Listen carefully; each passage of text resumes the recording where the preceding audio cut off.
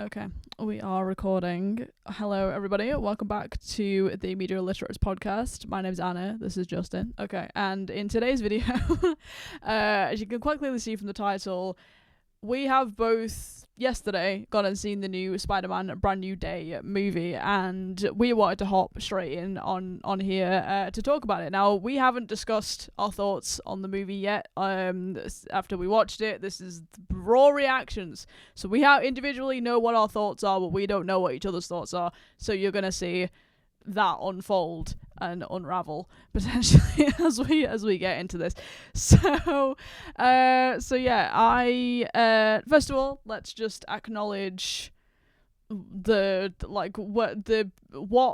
led us to this movie, which is interesting because we watched No Way Home again not that long ago, and that was off the back of, well, at least me seeing all of the Marvel and the Avengers movies and everything for the first time. I've been a Spider-Man fan for quite a few years. I've seen all the original ones and all of Tom Holland's now, but I hadn't had the context, at least for Tom Holland's era, obviously, of the Marvel Avengers movie. And it was interesting that we picked out quite a lot of plot holes actually in the No Way Home movie, so that kind of was an interesting preface, at least going into this. I was thinking, okay, well, my first thoughts going into this were how is this going to relate potentially to the new Avengers Doomsday film coming up, and also how they were going to handle, obviously, if you're watching this video, you will have seen No Way Home, so this isn't a spoiler, but how they were going to address the whole memory loss, how were MJ and Ned going to remember who Spider-Man was and all that stuff, how they were going to address it, which I have thoughts about. So those were kind of my thoughts going into this movie. What were your thoughts before going into it? Before going in, honestly, I wasn't sure. I was also wondering about the memory thing. How are they going to work that into it? Mainly because one of the plot holes I think we spoke about a few times we were watching all the movies. We only recently finished watching it. We watched Fantastic Four. I think it was maybe a few weeks ago. Yeah. We finished watching it. So we got through all the Marvel movies over a period of about a month or something. Mm-hmm. And then we only finished it, not long ago. And there was plot holes about, because Spider-Man still exists, and his identity was revealed all over the internet. Yeah, right? Literally. So how can people kind of forget? Because surely they can go onto the internet and the evidence would still be there. Yeah. Right? So we kind of have to take it at face value that maybe all that stuff was scrubbed as well, but that's never really clearly explained. The spell that Doctor Strange did erased all, even the digital footprint, as it were.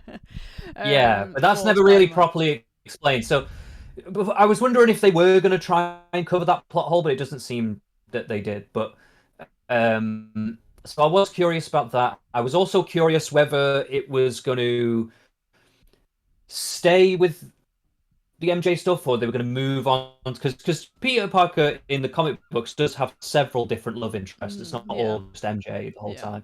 So I was wondering if they were going to move into different ones. There did seem to be a suggestion of that at one point, very briefly. There was that girl in the elevator of the apartment, wasn't there? It was like, hey, we live in the same building, and he was like, that's nice, and then just walks off. But I think that was purposeful, because I actually do think they will come back to that. But so I think that was like an Easter egg a little bit that you were meant to kind of gloss past, but then you'll see it again later. But basically, another thing that I knew going into this was there was going to be a link to the X-Men, and I wasn't sure how they were going to link that in. I also kind of thought that Daredevil was going to be in it, but he wasn't in it. No, he wasn't in it. No, so he had a cameo in one of the other ones. He had a cameo in No Way Home. He was the blind lawyer. Yeah. Well, he is a blind lawyer. That is his character. But Yeah. I'm just saying, Daredevil is blind is one of his major things. But anyway, Okay, I'm a Marvel noob. Listen, I get it. just, I get just it. to let you know. But I thought because Punisher is in it, and Punisher and Daredevil have like a storied history. They're like intertwined characters. I thought that Daredevil might be in it as well. Which one was Punisher? So Because all the main sort of comic book villain I like in the beginning was Scorpion, right? Punisher is not a villain. Punisher is a kind of chaotic neutral, I Oh, was guess, it is how you. Frank? Yeah, Frank Oh, Castle. right. Yeah, Okay. that's the Punisher. Yeah. Sorry, guys. I'm going to be educated on a couple of things that I will forget or not know. Whatever. Yeah, so he had his own TV show. So Daredevil had a TV show, and then Punisher shows up in that TV show, and then Punisher gets his own TV show. Okay. But basically, Punisher. So Daredevil got his own TV show, and then Punisher shows up in that TV show, and then he gets his own spin-off TV show, and then he's ended up in the Okay. movie. Now I don't know because they keep talking about this Staten Island Yeah, thing, I was right? like, did I forget that in one of the movies? I don't know what that was about. No, I think it happened in the TV show, Okay. but I don't know if Tom Holland actually showed up for that TV show or did anything in it, or if it I was don't know. like a CGI or just someone in a costume. You guys are gonna have to educate And they us in the just say comments it- about that because we don't Yeah. watch the kind of the Disney Plus of it all. We don't watch those. At least we Yeah, haven't, yeah. really, so- I watched some of Daredevil. I watched the Oh, did first you? two All seasons right, of okay. That makes Daredevil, and more it was sense. really good. Yeah. It was really, really good. But I haven't watched any more, and I only watched a little bit of Punisher, and it just didn't grab me. But I do actually quite like Punisher as a character. Yeah, I But thought anyway, it was fun in here. I was like, I have no idea who you are, but I like you. he was a good addition. He was a good addition. The chemistry between him and Tom Holland was very good, and I appreciated that there was some extra bits and pieces floating around for Peter Parker's character to interact with that weren't just Ned and Mary Jane. It was yeah. which it has been for a while now. And it obviously there nice was no to see Doctor something else. Strange because he's not because he doesn't know who he is anymore. Yeah, Doctor Strange. I mean, that whole thing is a whole different kettle of fish, but we won't go into that now. But anyway, so yeah, going into it, I was wondering how they were going to fit all that together, how Frank was going to be into it and stuff like that. So there is some stuff that seems to be missing, and I guess they did it purposefully like that, not really explaining it too well to make you probably go and watch the TV show. But you got enough of an idea that basically Spider-Man saved his life at some point. Yeah, right? yeah. So They mention it they so have many times. I think they hammer it home. yeah, a they've lot. had like a bit of a run-in. They have a Yeah. bit of a frosty relationship because they have a very different ethos on how to conduct themselves as quote-unquote heroes. And it was fun seeing their interaction. So yeah, but anyway, the X-Men tie-in, Frank Punisher, all this stuff. I was wondering how that was all going to work. Yeah. And to me, they did a really fucking good job on it. Like really, really good. I was really surprised with this. Same. So going in, I didn't have loads of expectations, but I did have a few curiosities, and all of my curiosities were answered fairly well, in my opinion. So yeah. Cool. So we've noticed a bit of a pattern in the couple of episodes that we've done where you kind of summarize the plot kind of in your own way. So do you wanna take it away with this one? Well, first off, before we get into the plot, I want to just like make some comments about the kind of presentation, the overall technical side of the movie. So not going into plot points or characters, but just camera work, editing, script, acting, stuff like that, all together as a thing. Just kind of want to briefly touch on some of these things because I will say it felt a little different to normal Disney. Well, a lot of the Marvel movies that have come before. And this was similar with Fantastic Four as well. Fantastic Four seemed to take a slightly different creative approach to how they presented that movie to how they've done it in the past. So in the past, it seems that all of them had a very particular color grade, a very particular editing style, acting style, script writing style.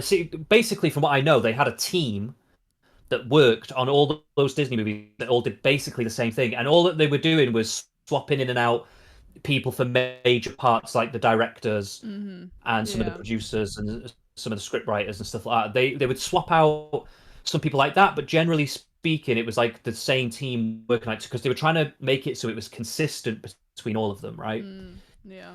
Like visually. Whereas now it seems they've abandoned that a little bit. So they still have kept a bit of that, but they're moving away from trying to keep it all standardized. Like Fantastic Four felt a more stylized to the Fantastic Four. Yeah.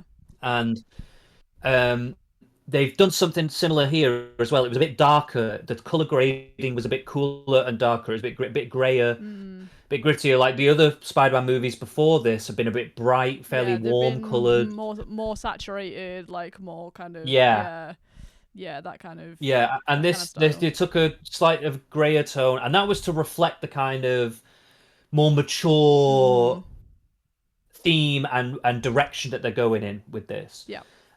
Also, the acting was better in my opinion I also than agree with this, the other movies. Yeah, 100%. I think, but I also think that lends that the script was better as well. There was less. They did jokes, but they were less this quirk chungus bullshit.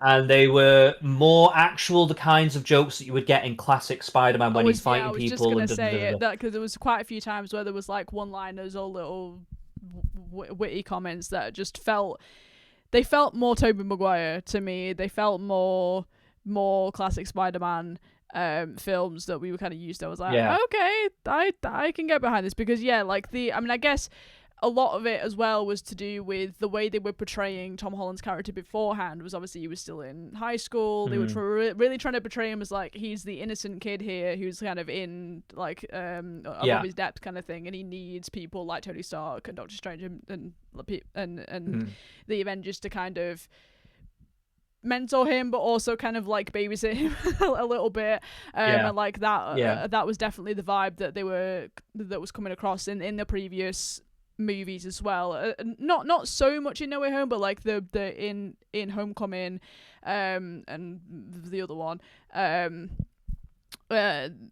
was definitely the vibe, and like that was definitely reflected in the script as well, and a lot of the lines and the dialogue. Whereas, I agree with this one, and I'm gonna get into this a little bit later on when we're talking about like specific points and stuff and like the characters and whatnot. But it definitely felt, like you said, like a lot more reflective of and I think it's to do with obviously because like now they're older, like a bit older, like they're in the 20s now, like they've been through the college years and stuff, so there is that kind of emotional development versus just like the high school kids that they were in the first few movies, which I definitely very much appreciated.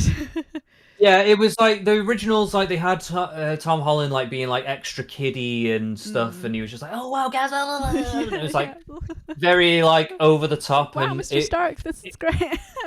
And like, don't get me wrong, like I can see that they're trying to go for this kiddie aspect and whatever. I'm not trying to. It's not that I don't understand what they're doing.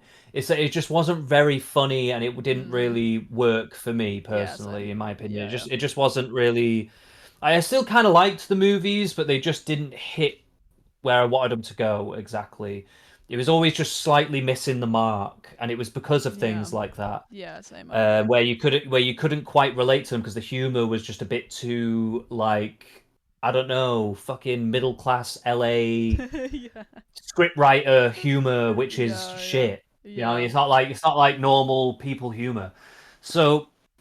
But this time they'd moved away from that, and I think it's because before Fantastic Four, a lot of those Marvel movies have been flopping, right, compared to their predecessors. There's been quite a few flops. We watched Captain Marvel and we were like, oh my god. Well, there was Shang-Chi, there was what was it, the Elemental? I can't remember what they were called. Yeah. The Eternals. That's it. There was a few of them, and there was a Thor one, I think. I can't remember. There was a few things. There was an Ant-Man one that flopped. there was a bunch of them that flopped, and they were just, I think they saw what people were critiquing them on online, like this kind of quirk chungus humor. It's like explaining the joke when you don't need to fucking explain the joke, like, or like falling over and going, I'm okay. It's like Yeah, that awkward, so many times. awkward, shitty humor that like just is Yeah. not funny. It's not Yeah. cool. It's not interesting. It's not smart. It's not.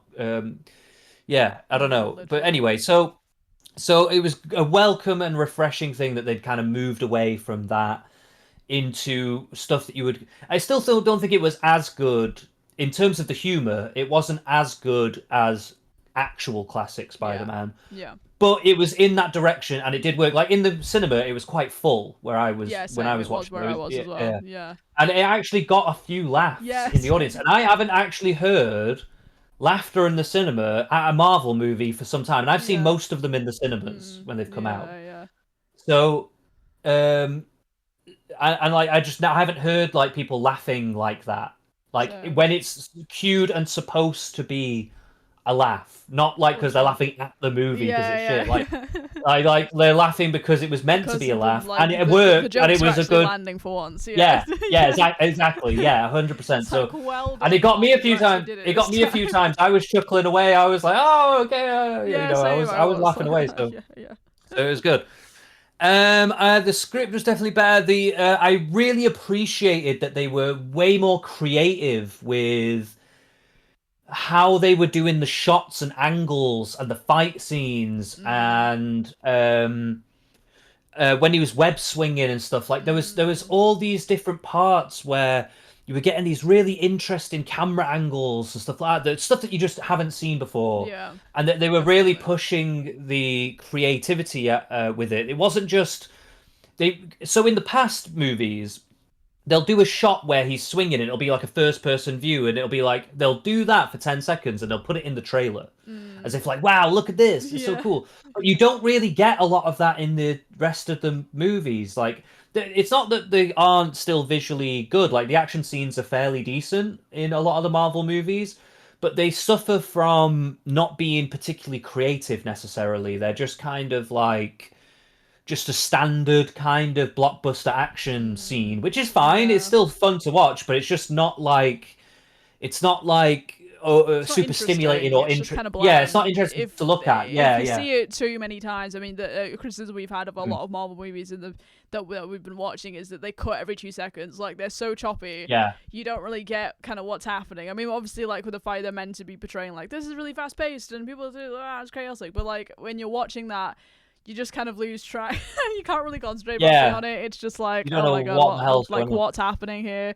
And even if people are doing like cool moves or like cool stunts and stuff, it's getting lost in the fact that the editing is just Yeah. way too quick. And I found that maybe a tiny bit with this, but like not nowhere near as much as Yeah. the other movies that we've It's been not watching. even close. Yeah, Yeah, it's not even. 100%. They've clearly realized they needed to emphasize the cool factor of the action as a draw for the movie, and it worked, and it Yeah. was great. They did a really good job on it. So, and what else can we mention about the technical side of things? The only thing that's weak about it is the musical score, and that's kind of a given because most of the Marvel movies have weak musical scores, Yeah, really. They're not. literally. Yeah. I could barely remember any music from it Yeah. at all, apart from maybe some of the actual songs that are in it. But the actual score itself for the Yeah, I movie mean is just that's just bland and again that's boring. just kind of standard for any kind of apart from like I mean as we were saying when we were watching the Avengers like obviously like the Avengers theme tune that comes in sometimes like fucking squad formation type shit like that and the trailer for Doomsday did play before the film and the Avengers Yeah, theme same. tune's coming up on the end of the where the logo is and stuff and I was like they're still using that great but that apart from like that like there's no real recognizable themes or pieces Yeah. of music in any of the other like individual Marvel movies. I feel like in the classic Spider-Man in the Tobey Maguire ones you get like more specific Yeah, the pieces of theme for music that is very you can recognizable. remember from Yeah. Spider-Man, but yeah, like in terms of the modern ones, it's just like well, it's an afterthought to them. It's Yeah. not really a big. Basically, You know, yeah, it's just they just sort of throw some shit in there. And to be yeah. honest with you, even the songs that they did use in it that were just regular songs, which I don't mind when a movie does that, when they just have regular songs and not a score. But they, to me, they have to be good and reflect what's going on. So, like Guardians of the Galaxy does this, Yeah. where they'll put songs into the movie, and a lot of people like the score, the song choices in Guardians of the Galaxy. However, personally, I find them to be very misplaced. Yeah. I find They are a bit the clunky, songs they don't reflect what's actually happening in the Yeah. story that well. They go, oh, we need a depressing song for this scene. Let's just put in Radiohead. But then the lyrics don't actually match what What's is the happening? emotion. Yeah. Yeah, so then it's like a disconnect, and it just Yeah. feels like it's just been thrown in. It doesn't Literally, feel yeah. like, oh, it's cool to have Radiohead. People like Radiohead. Put Radiohead in. It's like that's what it seems like. That's what it feels like. Yeah. And it was a similar thing here. It was a similar thing here where some of the songs it was like they were trying to capture an energy, but but then it wasn't quite fitting with what we were seeing. So it was a little like it wasn't as bad as Guardians of the Galaxy, I will say in that respect, but it was a little similar in a certain respect. I think you've got to be very careful if you're going to put real songs into the thing to for your soundtrack. Then you got to be very thoughtful about how you're actually doing that. I think. 100%.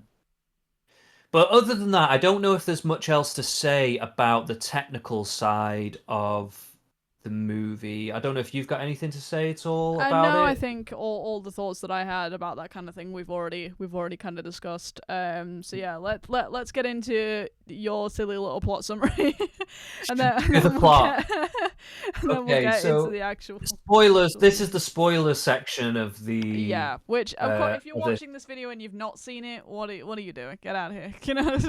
Well, I mean, some people like to watch reviews just to know if they should go and see it first. Well, or... this will contain spoilers from here on out. So, so just a general impression, we're going to say this is going to be a fairly positive review, I would say. So if you are thinking of going to see it, I would recommend it. But if you want to know more spoilers and more details, this is where we're going to get into the details now. So let's get into the plot. So in the beginning, we have a beaten down, lonely, crying in the rain Spider-Man. We do. Right. So, and you could even say that this Spider-Man movie could be called Spider-Man: A New Autistic Meltdown. because he is for some reason going through some mutation. Yeah. He's going through He's going through changes.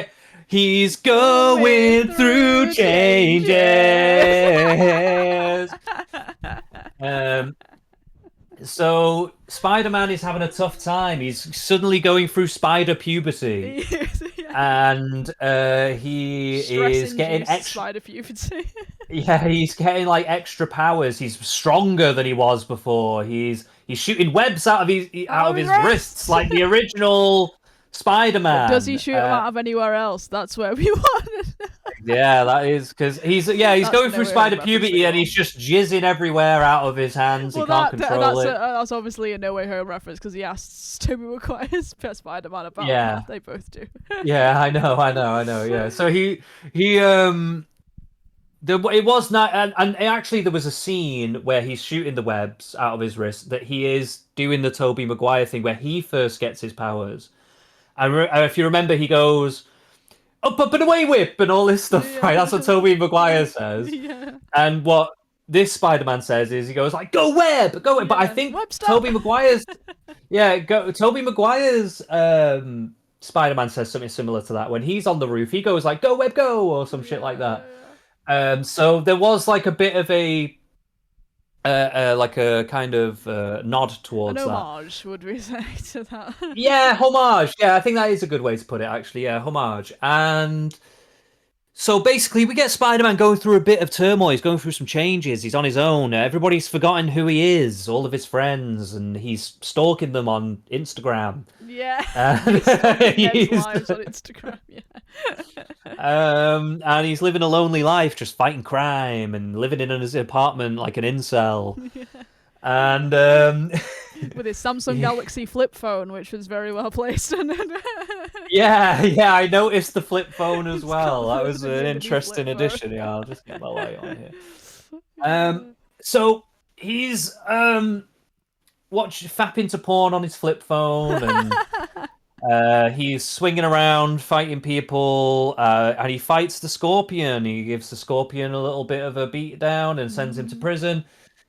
But then all of a sudden he he's thinking about he's visiting his Aunt May's Grave every week. grave as well. He's buying flowers. And he's got this kind of routine going on where he's like Goes to stalking, a visiting bodega, the buys grave. flowers, and then goes Yeah, to... he's got this whole thing going on where he's just doing stuff like that. And then he's just thinking of potentially approaching Ned and Mary Jane. But he's kind of putting it off. He's been putting it off for several years, it seems.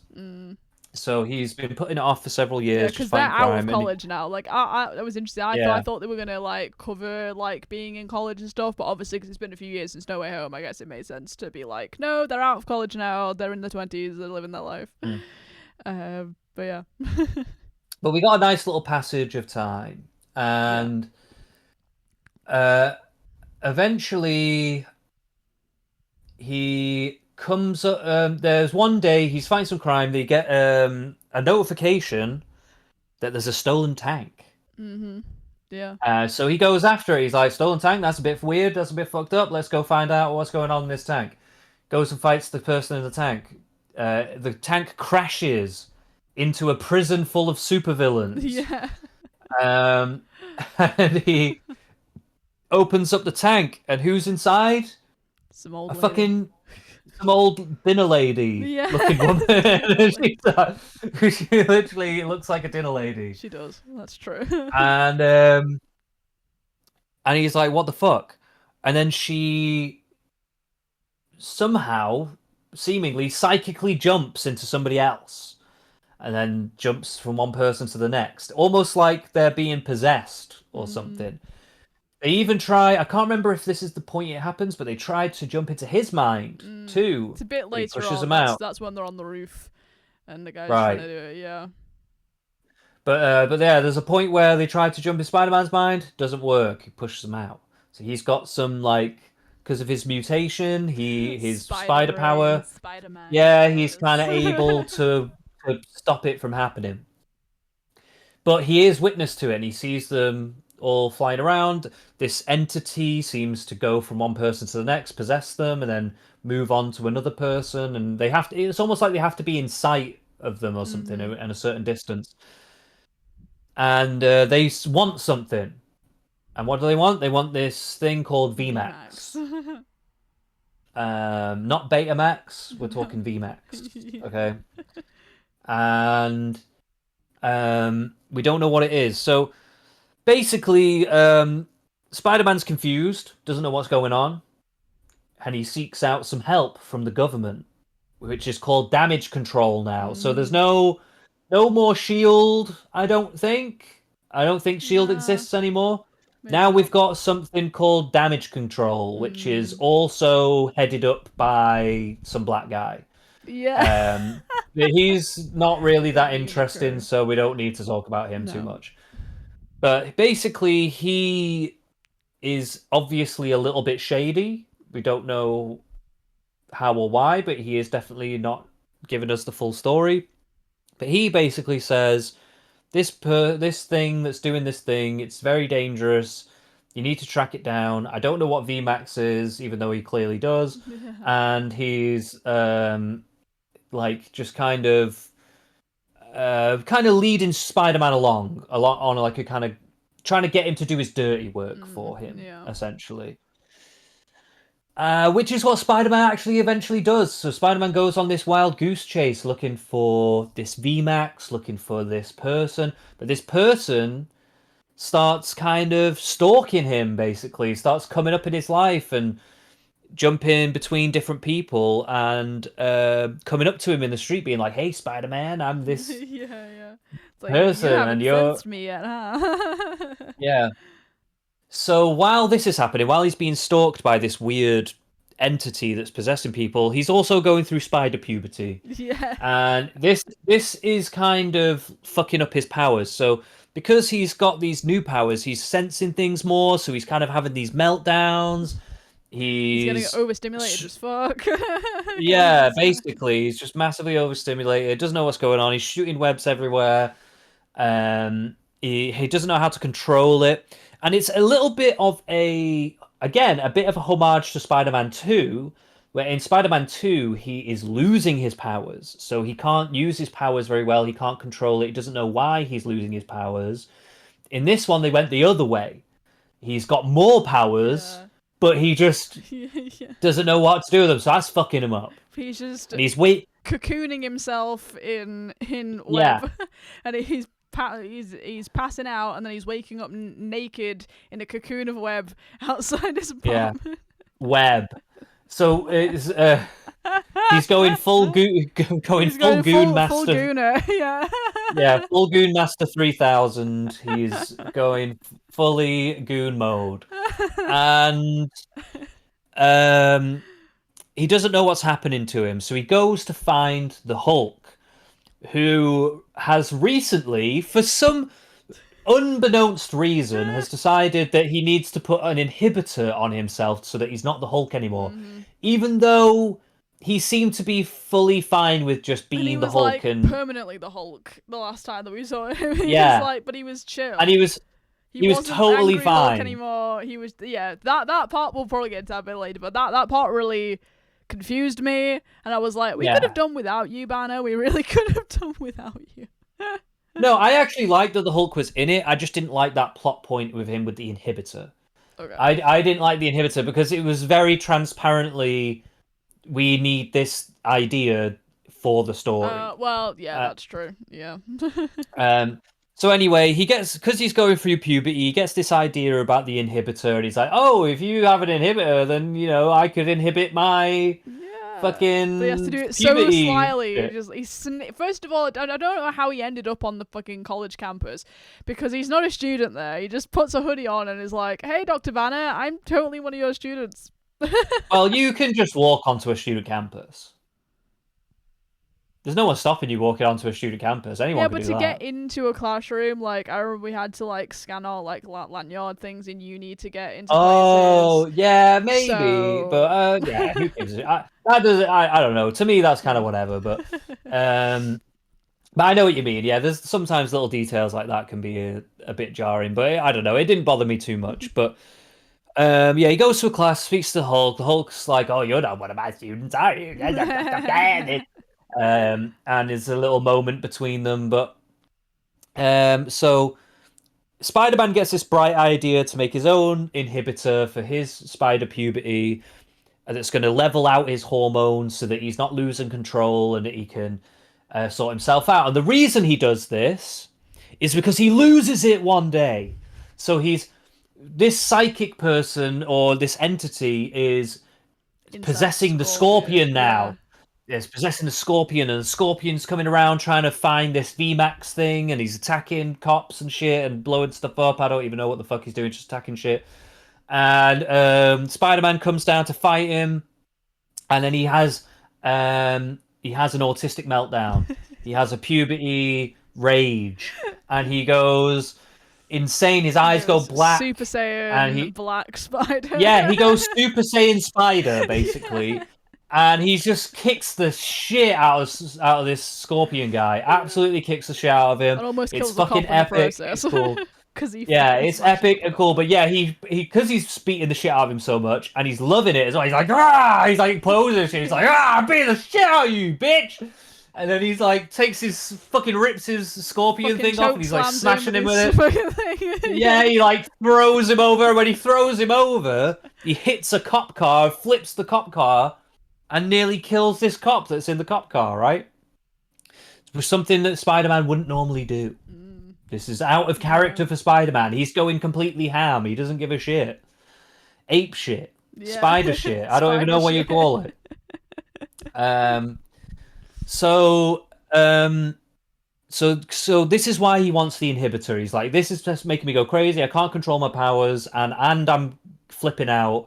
I need to rein this in. I need some hormone blockers. Yeah. That's what I need. I need some puberty blockers. That's what I'm looking for. And so he fucks around with it for a bit, and while he's fucking around with it, he can't get it to work.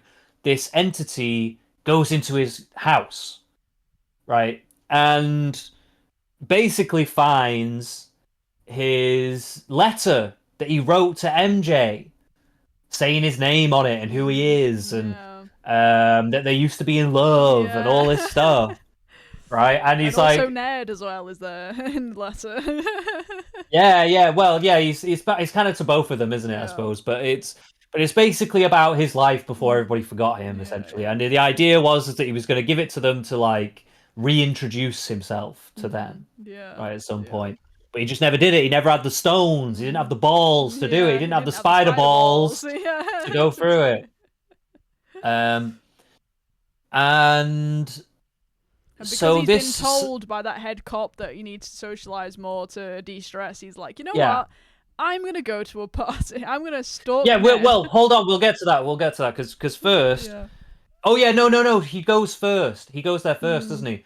So he goes to a party, and MJ and Ned are there, and basically he just pretends to be some random person who showed up to the party, and he just talks to him a little bit. Because he saw Ned in the bodega. He was in the bodega having a coffee. Ned came in, bought a load of beer and like these the energy shot things, and Spider-Man's over there like, oh, that's so Ned. And then he's like, then he mentions he's going to a party. So Spider-Man's like, I'm gonna stalk my best friend who doesn't know who I am. And then that's how he ends up in the party. And of course he was carrying flowers because he was buying the reason he was there was to buy flowers, obviously, for May's grave. He was do his little routine, and then so he ends up there looking like a right dork because he's there with some flowers at a house party. Just like... So he goes and visits them and has a nice little run-in with them. He finds out that even though he's been stalking them on Instagram and literally in real life as well now, and he finds out that Ned's been stalking him. Stalking Spider-Man. And he even made a whole ass spider tracking app to try and look at which will come back. And figure out who Spider-Man's identity is and all this stuff. And he thinks that it might be Flash, who is MJ's boyfriend. At this point, we see MJ and Flash kissing that's not party. Flash. That's a completely different person. No, that's Flash. No, it's not. I swear to God, that's Flash. It says in the credits... It just says the boyfriend. It doesn't say Flash. It's not Flash. It just looks like him. He looks just like Flash from the original. Oh, okay, whatever. I thought it was him. It's not Flash. But whatever, it's the boyfriend. He's some Indian-looking guy. I don't fucking know. Anyway, don't say they all look the same. That's racist. You're gonna get cancelled. I mean, he looked a lot like that lad, just like he'd got in shape. He just looked like that lad but he got in shape. Flash was a tiny guy. This guy was tall. And but they were younger then. They're older now. Yeah, but he doesn't just grow that much. Like whatever. I don't. Anyway, it doesn't matter. So, basically, Peter's like, no, crying in the rain. He starts swinging, flying through the city, just crying and being like, MJ doesn't love me anymore. She loves somebody else. To be fair, we've all been there. We've all been there. Yeah, we have all been there. I've definitely been there before, so I totally understood that. And he's just like thinking to himself, you know what, maybe I just need to start moving on and letting them have their life. And, this was almost like a resolution for him in a way. Having this meet up, he was a bit like, it was the closure that he thought that he didn't know he needed. Yeah, so he holds off on giving him the letter, holds off on reintroducing himself to him, and he just kind of thinks, you know what, I need to move on. But then the psychic entity person shows up at his house and goes through all of his stuff. And finds the letter and reads it, and he's like, oh, who's this MJ girl? And he's like, don't fucking talk about my MJ. Yeah. And she's like, well, wonder what would happen if something happened to MJ. Oh, that would be so good, wouldn't it? And he's like, fuck's So, sake. so then he like has to go and save MJ because she might get possessed and do some fuck shit because of this possession woman. And so he has to go save MJ. They have a moment, and then he takes her to a rooftop, and she's like, "Oh my god, we knew each other. You saved me before." Da, da, da, da. She says all this stuff, and then he's like, "Oh my god, she's remembering me. Maybe she actually remembers me." And then she rolls up his thing, and they have a kiss, and she's like, "Oh my god, Peter, I remember you." And then he's like hugging her, and he's crying. He's like, "Oh my god, I miss you so much." I'm not gonna lie. I shed a tear. I was like, "Oh, Peter, you found your love again." I clocked this even before it even happened. I knew. I actually did know that it was probably going to be that, but the emotion of him feeling that like in his head. Yeah, I was like, because I felt sorry for him. I was like, oh, he's been having such a hard time with he's having such a hard time with puberty and living on his own and being miserable. Tony Stark's dead. All of his friends are there. Nobody knows who he is. He's like, on his own. I was like, oh, I feel for the guy. And then he's finally got this one little bit, and it's gonna get taken away from him so quickly. So I was like. And then she turned around and said all that, and there was people in the cinema going, "Oh, that's tight." That people being like, it was so obvious what was about to happen to me. It was pretty obvious. It was pretty obvious, but it was still an emotional moment. This is so gonna be fake. And it was an emotional moment. I was waiting for her to say something, and I was like, "There it is. There it is." I knew it. But then when she did it, it was evil. It was good because it was emotional and it was evil. It was like a real, and he was like, "You understand that when you do this is kind of unforgivable really what you've just done to me, you son of a bitch." Which is cool, which is really cool. And then so then because she possesses MJ, she jumps off. He loses it actually. He loses it over the edge of the building. No, he grabs her by the throat. Yeah. He grabs her by the throat. Hold her over the edge, but he's like losing it. Pushes him off to then fall, and then we have an homage to Andrew Garfield's Spider-Man again with the whole when his Gwen dies at the end of his at the end of his movie, but obviously like he captures it. But I mean they had an homage to that in No Way Home with Andrew Garfield like actually saving MJ and having his redemption moment. Yeah. It's like crying like, "Oh my god, I actually did it." But then I feel like with this one it was a little bit more of an accurate homage to like to that moment even more, even though it obviously wasn't Andrew Garfield, it was Tom Holland Spider-Man doing it this time. I just felt like it had a it was more vibe. Significant for those characters. Yeah. It wasn't as significant in exactly. It was only really significant for Andrew Garfield's Spider-Man in that moment. Those Spider-Man movies were just not even seen by that many people because they weren't that good. So, but anyway, so she falls. He catches her. Then she actually wakes up to be real MJ, and then she's just like, "I don't know who the fuck you are." And then he's like, oh, you don't remember me. He's like back to square one, basically. But he's like, "I need to keep you safe," and she's like, "Why?" And he's like, "I just need to keep you safe, okay?" Yeah. So he takes her to the Punisher because he's like, "This is the only person I know who lives in a weird bunker somewhere." It reminded me of that building, though, from Tobey Maguire's Spider-Man 2, where Doc Ock goes to be... It was literally... It looked like the pier. Yeah, like the pier bit. Yeah, it does look a bit like that. Yeah, you're right. I was like, oh, this is just references all over the place in this movie. Yeah, there is. And we'll get into a few of them in a bit when we finish the plot, because there was a few things that I saw. But anyway, so yeah, he takes her to the Punisher. Punisher's like, "What the fuck are you doing coming here, you fucking stupid bitch?" And I will shoot you right now. And he nearly get killed by a bunch of his traps. And but eventually he comes out and he's like, "Look, I've made some fucking chili con carne. Come and fucking have some." And Tom's like, "Don't drink it. Don't eat the chili." Yeah, come and have some chili con carne, and then so they go in there.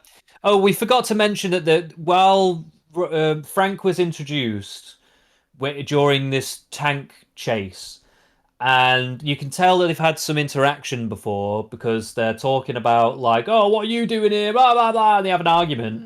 And Peter and Spider-Man's like, "Look, you can't fucking blow up this tank, okay? There's somebody in there. I'm gonna fucking sort it out." And he's like, "No, I'm gonna fucking blow it up." Yeah. And he's like, "It's like, give me my rocket launcher right now."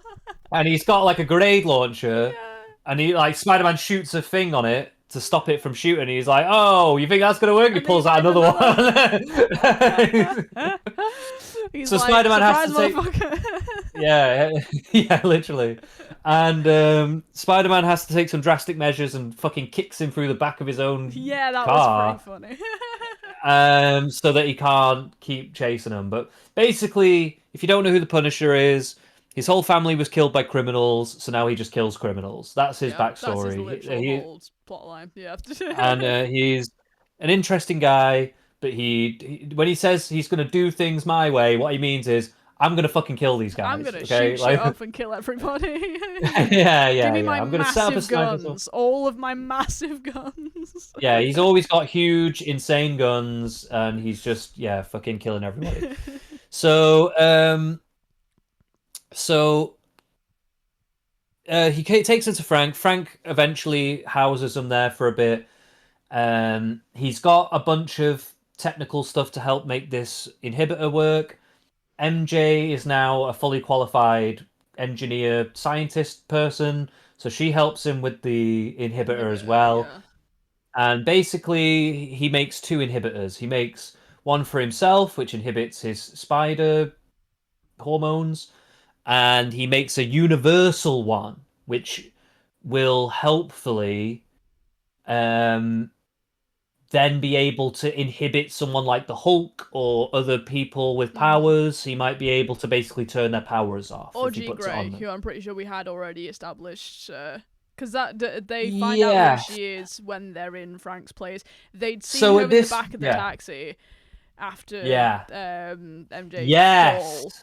And then they're like, "Oh, look who it is! It's Sadie Sink." And then they go, and then they find out that it's Jean Grey, and then they're doing all this. Oh, she was in a mental asylum and then prison, blah blah blah blah.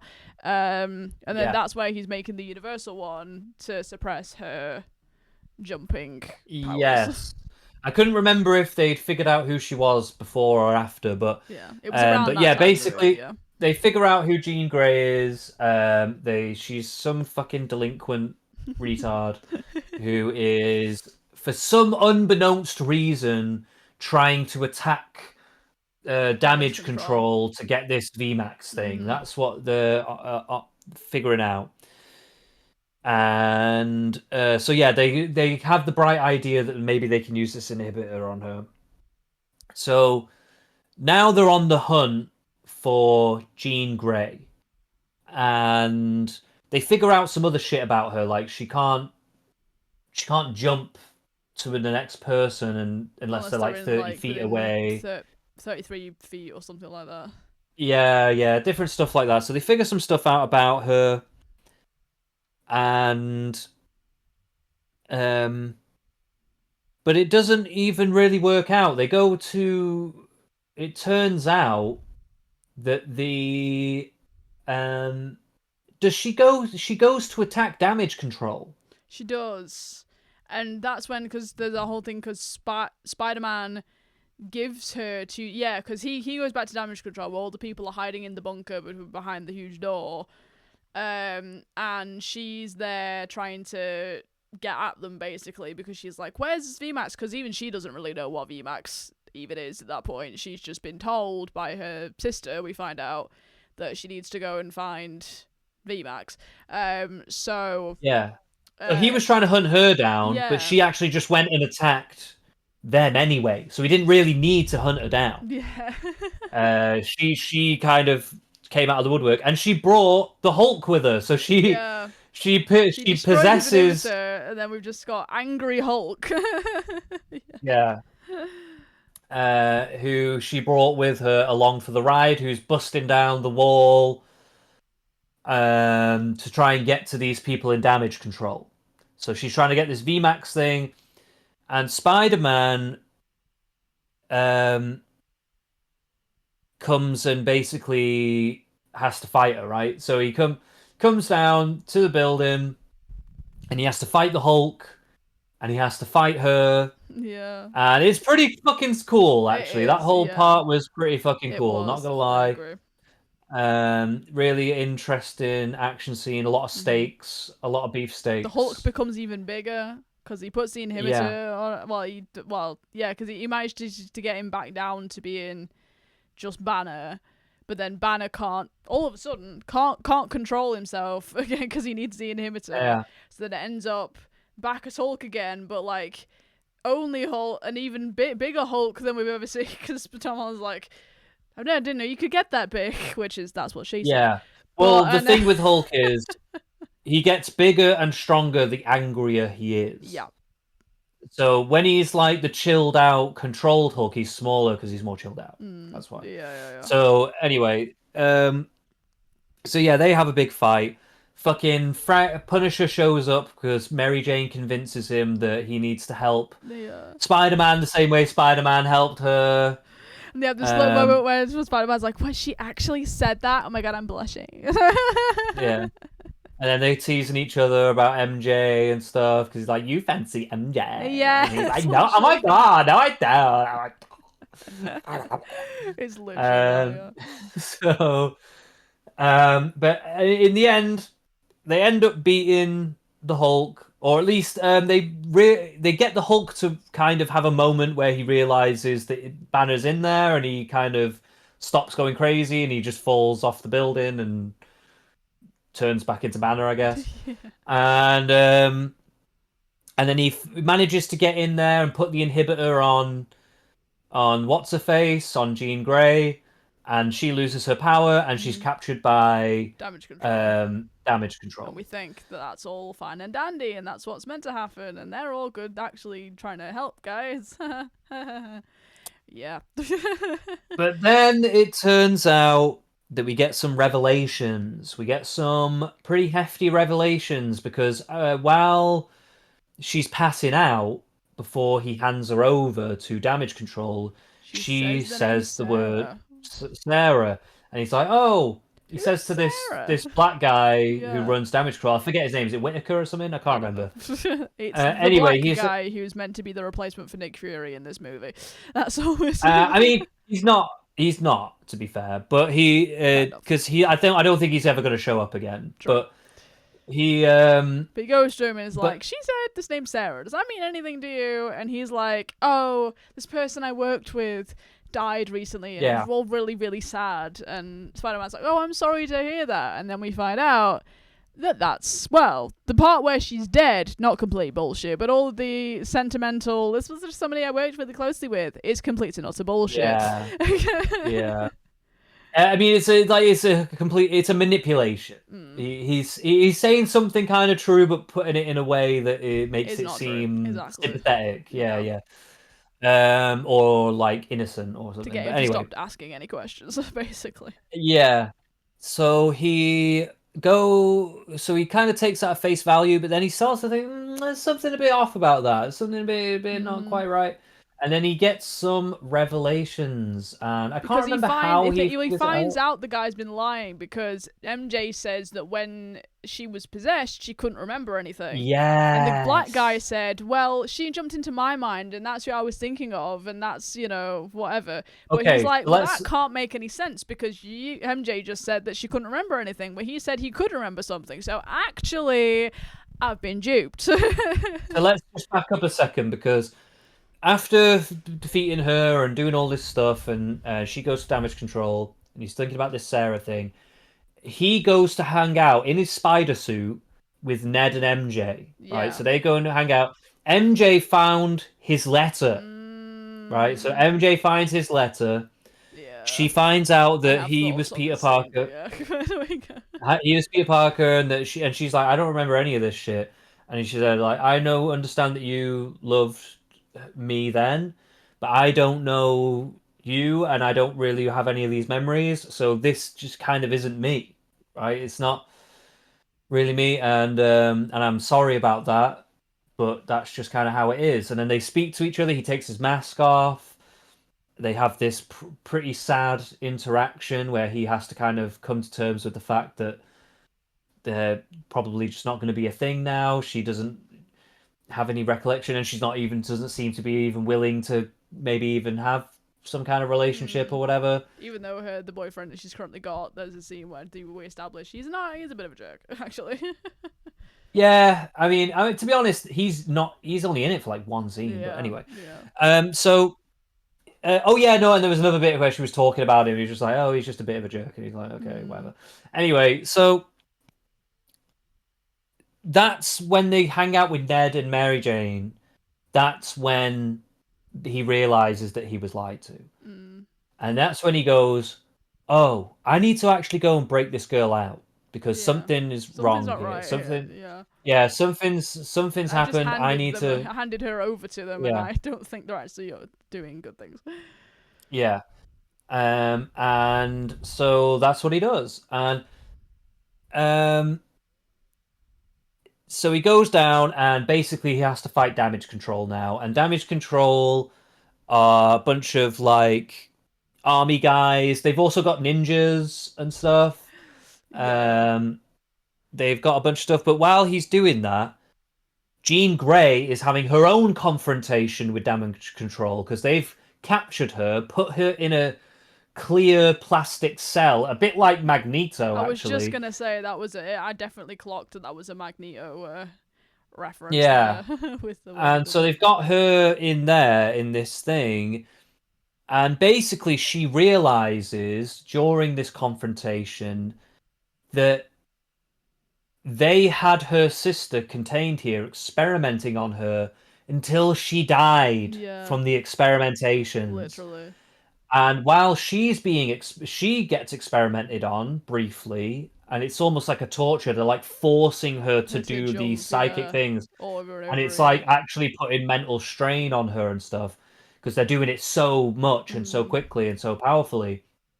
And she is stunned by it, and she looks up and she sees an air Vent. vent which has Says a V Max. VMAX sticker on it, Yeah, and well, a vent max, but the yeah. vent part So had it's come just off. V Max. Yeah. Then we Yeah, it just says realise that VMAX, that's when she and realizes she that her sister's dead because the last thing she yeah, saw was because that vent. her sister was looking at the same Yeah, vent, and then she just goes insane. yeah. And her full powers, the Jean Grey that we know in the X-Men, her full powers come out. So it's not just this jumping around into different people's thing, like little psychic stuff. She's got the full telekinetic and telepathic powers in one, and it's powerful, it's strong. She basically possesses everybody in like She a freezes like 1 kilometer around the island yeah. in the middle of. So it's like a big area. So Yeah. she's possessed. The way she freezes them is by possessing them. Yeah, So yeah, she's yeah. possessed them all. So she's got them all under her psychic It's like this big control. sort of force field thing around it. You can literally see Yeah. it. Yeah. And she can just move things with her mind. So she just blows everything up. She's like fucking crushing stuff. She's got an inhibitor on her. She just crushes Yeah, it. literally. With her mind, she Not can gonna just lie, she's because obviously Sadie Sink is known before this quite significantly for Stranger Things, and as much as she's not the mind control character in that, it did remind me a lot of like, wow, say she just gets to be 11 from Stranger Things now in this character, right. and just be moving shit with her mind and killing people and all sorts of shit. Well, I've not really watched Stranger We Things, will watch so that I didn't eventually. really know her from that. But I will say I thought she was fantastic as She Jean Grey. I was, thought she did yeah, a really good job. yeah, And anyway, so she basically destroys these guys, right? And she's about to fucking kill this black guy from damage control. She's about to murder him. She's got glass shards pointed at his yeah, face. literally, She's gonna fucking murder this guy. yeah. But then Spider-Man shows up and he's kicking some ass. And he's realizing actually, I need to integrate the shadow. I need to stop taking the puberty blockers. I Yeah. actually need to go through puberty and become Yeah. who I am, a Yeah. man. I need to become a real man Yeah. and stop trying to be a little girl. And so Literally. he's like, so he takes his inhibitor off and he comes to terms with his spider puberty and his eyes don't go black anymore and he keeps all his power and he's fucking sick and he's just beating the shit out of everybody. He's doing some kung fu shit. Yeah. It's crazy. It's epic. It's awesome. And he bursts through the fucking door because he's like Super Saiyan now. Before he was trying to kick through it when he had his inhibitor on, he couldn't do shit. Yeah. And then he takes his inhibitor off and goes Super Saiyan and he kicks through the door. He's like, bam, straight through, slides across. It's fucking cool as shit. And then he finds Jean Grey. Jean Grey she's also Super Saiyan now. Yeah. So she's fucking going Super Saiyan It's too. just Super Saiyan And mania enough in here for these characters. yeah, and then he's like, "Whoa, you can't psychic me," and she's like, "I'll guess again, bitch. I'm Super Saiyan too." So she's like this movie could she have been psychics him. called Spider-Man Super Saiyan. Okay, this could have Yeah, been Spider-Man and the Super Saiyan. Super Saiyan Spider mode. Yeah. But so they have a confrontation. They start talking. They're like, he's like, "Look, you don't have to kill all these people, Jean." And she's like, "But what the fuck? They killed my sister. Fuck these people." And he's like, "Look, we've all lost somebody." And she's like, she's like, "Look, I can psychically take you over too if I want to." And he's like, "Fucking do it then, bitch." Yeah. And so she does. Yeah. And she ends up having this heart to heart with Aunt May. with the memory of Mary Jane, Aunt May, Yeah. having a conversation with Spider-Man not long after she Big guy finds out powers, that he's yeah. Spider-Man. Yeah. And they have this weird heart to heart, and she says, "Look, you don't know how things can change, and she said, people, because you're special, they're gonna do some fucked up shit to you, because you're amazing, and people don't like people who are amazing. Yeah. They're gonna always be fucking with you." It's the best okay? pep talk we've ever heard. It's great. I know, it's very emotional. Yeah. I had it drew a tear from my eye. Oh. See Aunt May saying something so profound, because we haven't really had. It wasn't the with great power comes great responsibility speech, but it was a roundabout kind of equivalent, Yeah. you could say. Yeah, because Tom And Holland's there not was really had that because he didn't have an Uncle Ben. He's only ever had Aunt well, he May. did, but Uncle Ben just died in some unrelated shit. Yeah, but he didn't have what the other two Spider-Men had the Yeah. what was the Uncle Ben saying, with great power comes great responsibility. Like they both Yeah, had yeah. that scene, whereas Tom Holland, as far as I'm aware, as far as I can remember, hasn't actually there had was- that same scene. But there was some talk of responsibility and what your responsibility is, and Yeah. to look after other people and to make Of sure course, that you don't yeah. let these people fuck with you and Yeah. fuck with your mind and and don't become like them, kind of a thing. And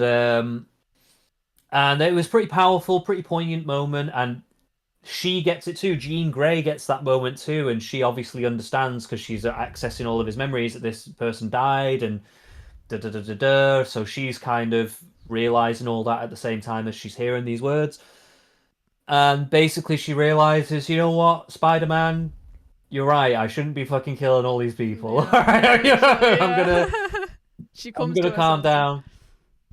And they chill out. And then I can't remember what happens here. What happened? I can't remember what happens from this point. So everything's kind of okay. He's still going Yeah. around being Spider-Man, but then the last scene that we get is him going back into the bodega, and there's Ned sat at the table with his little Spidey tracker thing.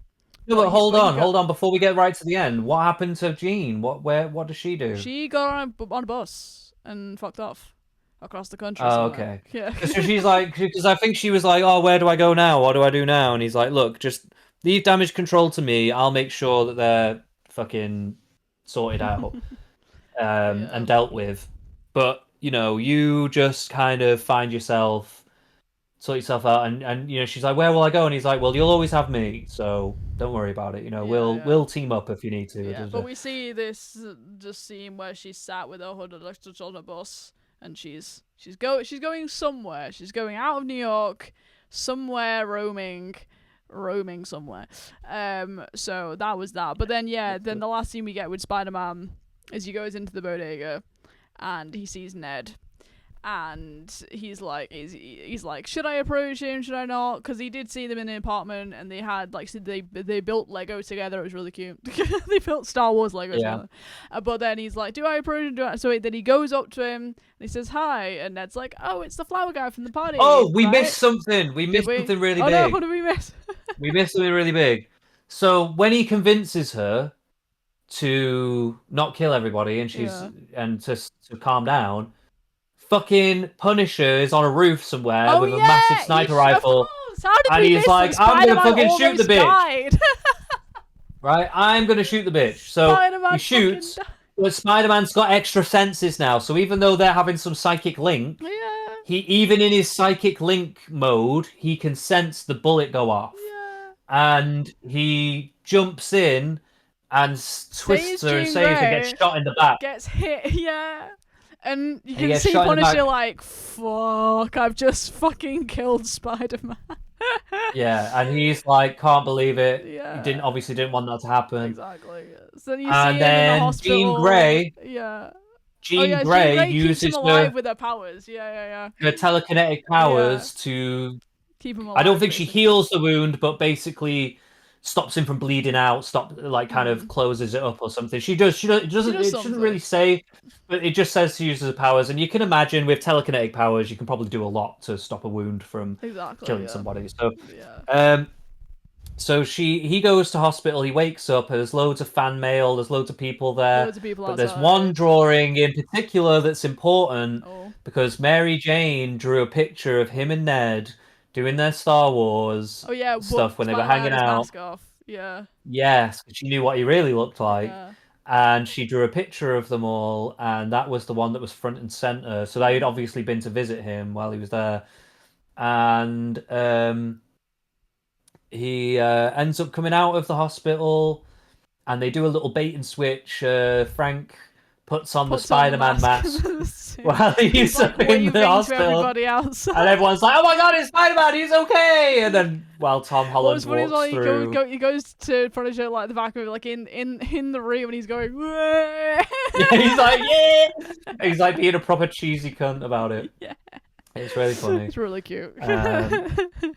And even Frank has a little bit of a cry moment. He has a little cry, and Tom.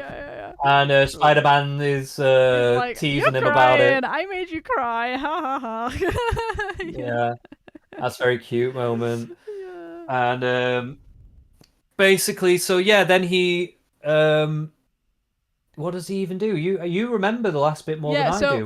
Like I was saying. he sees Ned. Yeah, he sees Ned. We got that part. Yeah. He goes up to him. He's like, "Do I approach him? Do I not? I don't know." But he does. In the end, he goes up to him, and Ned's like, "Oh my god, it's the flower guy from the party, right? Hey!" And they go to fist bump, and they do that. Yeah. But then they do the handshake, and he's like, kind of slowly, and then he goes because Spider-Man's like, "Hey, I'm Peter," and then they do it, and it's just the last thing we get is just Ned going, "Peter," after he does. Which does imply that he now remembers that he broke the spell a little bit. It was like an unconscious thing in the back of his head that he unlocked. Well, it was like muscle memory, the best friend right? handshake. Yeah, because it's like muscle memory. Yeah. Which they, I guess, the spell didn't get rid of.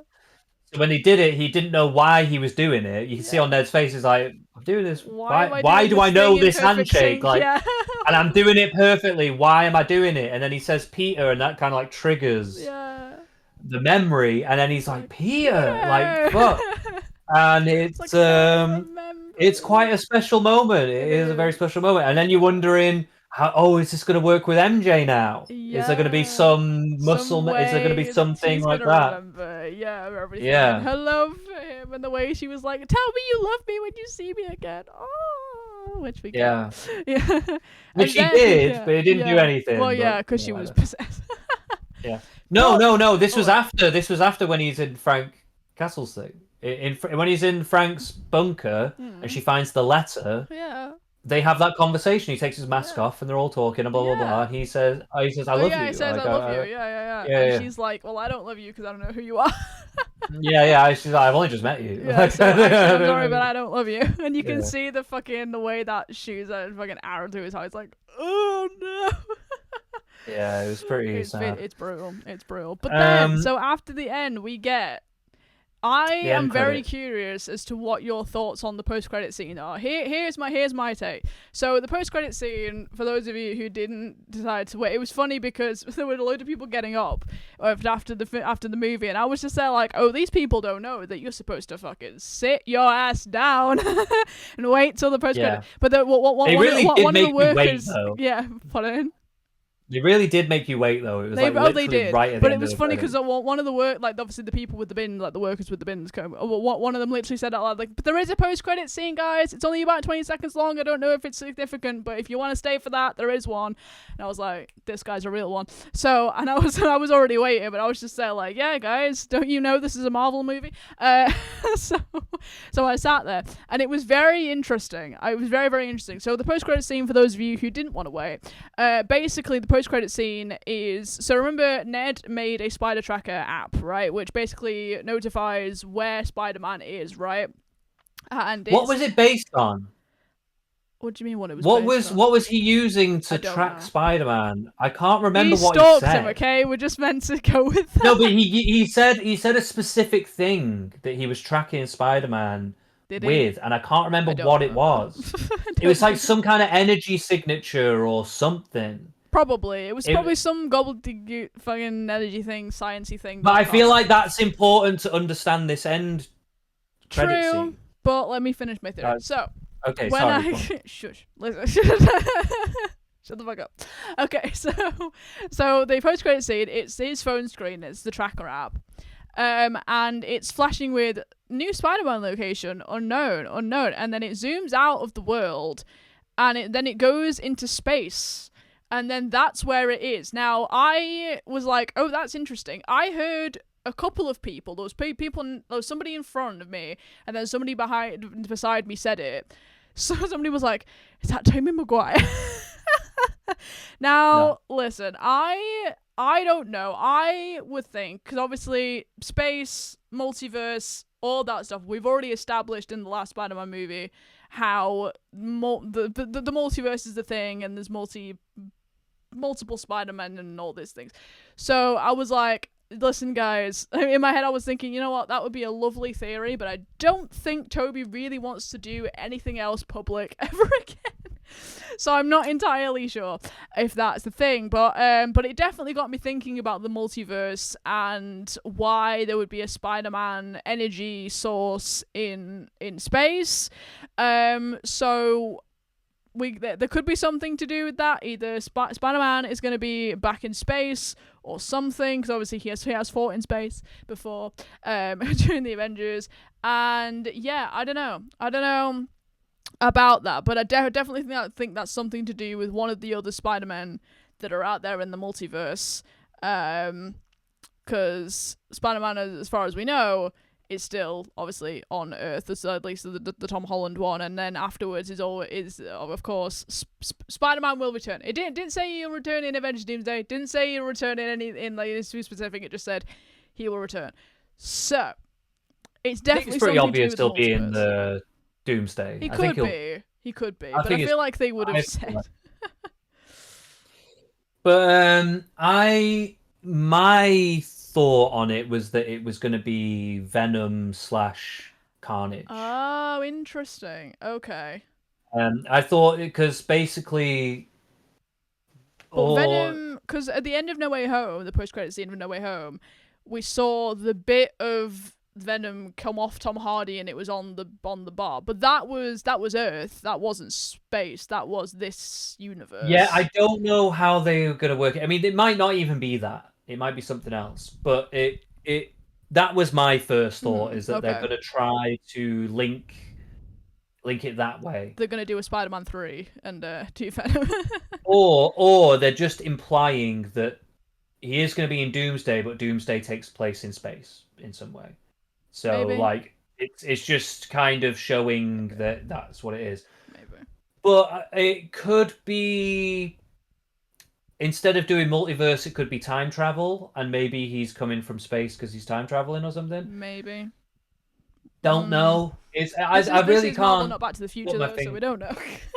There is like Madam Web. Oh yeah. There is also Spider Woman and stuff like that. And I don't think she came from outer space, but there could be something why she's in space. Maybe. I don't know exactly what it is. Again, I feel like to understand this, I need to know what Ned said. Yeah. Was he What was did tracking Ned say? Spider? What Ned said. How That is our new was segment of the Ned podcast. What Ned said. tracking Spider-Man in New Day? It's brand new day, but yeah. Whatever. Whenever McDonald's worker. It's just a key word. It's just a key word. It's just a key word. Explained by the rap. No. Brand new day, maybe wondering what early audience can't decide what it actually means, so we're going to break down the Just brand find new day, it. or is it Either that or you've just made this up. on reported sightings. So it's Oh, based yeah, on that was reported it. I sightings. thought it was it, yeah. In the hopes of tracking Spider-Man down, so many times during high school. Sony and Marvel used the Spidey Tracker for some real-world marketing, featuring it heavily in the promos and giving it its own website, Blah, blah, Spidey blah, Tracker. blah, So blah, apparently blah. you can actually use Spidey Tracker as a real website. Really? Oh, for God's sake. I thought we were overdoing that kind of thing. No, I like it when they do stuff like that. Spider Tracker comes to play it's again. fun. I like that they do that, like create little websites and stuff for movies that last about 6 months. But like, you know. Spider-Man is in space. Earth goes to the Spider-Verse. Oh, wait, yeah, so... Wait a minute, so... In Fantastic Four, they move the Earth, don't they? Oh, yeah. Did they move the Earth? No, they didn't move the Earth in the end. They moved Galactus. Yeah. Yeah, they pushed him in a portal, didn't they, eventually? Yeah. So the Earth stayed where it was. Yeah. Yeah, because when right? we were watching it, we were like, this isn't going to work, because are they going to move the moon as well? If they just move the fucking Earth, that's going to fuck up everything if you don't move the moon as well, you know? If you don't steal the moon, things happen. So yeah, it could be a multiverse thing. I think it will be a multiverse thing, because they love a bit of multiverse up in here. They really do. Because obviously the Fantastic Four are in the new Avengers, so that already is a multiverse thing in itself. Okay. So they've got to do something to do with the multiverse. But yeah, I think it's definitely a multiverse thing. 100%. Think it is something to do with the multiverse. You don't need to read the article anymore. We're gonna talk I'm about just okay. All right. So yeah, all right. I was just interested to see if it had anything that I might agree with, but it's all up in the air. They made it purposefully ambiguous, but it is very interesting. I'm interested to see where they go with that. I thought it was a pretty good cliffhanger, generally speaking. Yeah. So it keeps you guessing. Yeah. So let's move on to if we have anything specific. I made, because I am forgetful with things, I made a notes app pros and cons list for this movie. Oh, go for it. Let's do it. So Let's we're run it down. going to cover a few things. I mean, a couple of things we've already kind of covered, but I'll just kind of overall make some points that I liked, and then some small criticisms. They're not massive, because I think overall, out of all of Tom Holland's Spider-Man films, this one is the best by far. They definitely did a good job with this, and I think again it was down to the more of the emotional depth, more of the grit of the plot and the characters and the dialogue and everything else. I just think it was a lot more well done and a lot less.